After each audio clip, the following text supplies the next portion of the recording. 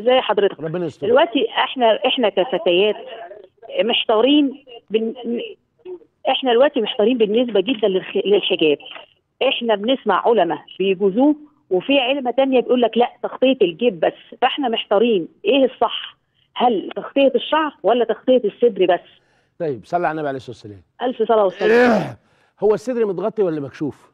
لا الحمد لله متغطي. يبقى اي حد بيقول بقى يجيب الراس وينزل بالطرحه او الخماره ار في الاخر على الصدر، انا ما بقول ما بيفهمش. لان هو لما نزلت الايه دي عشان ما كلكعلكوش الدنيا، كانت الناس البنات اللي بيشتغلوا بتاع الفتحه واسعه، فالصدر كان باين.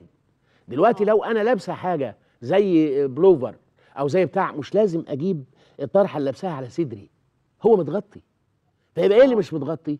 الراس. تتغطى الراس بكل هدوء والدنيا تبقى جميله جدا. الدين اصله مش سكينه ولا عنف ولا عايزه شيوخ وفتاوى حضرتك العلماء كتير بيقولوا غير كده، في علماء كبار كمان بيقولوا يجوز تعريه الشعر. لا معلش، ليهم بقى رايهم، انت حره تختار راي او لا. انا ما اقدرش اتحمل حاجه زي كده ابدا ابدا. هي يا اخوانا هي كلها ساعتين اللي بره او مكان الشغل او حاجه. جوه البيت تشيل كل الهدوم ما دام ما معهاش حد اجنبي باصص لها. الدنيا جميله والله. يعني الواحد يبص الموضوع ده الشعر ومش الشعر والراس ومش الراس، هي بره استحاله انا اتحمل حاجه زي كده.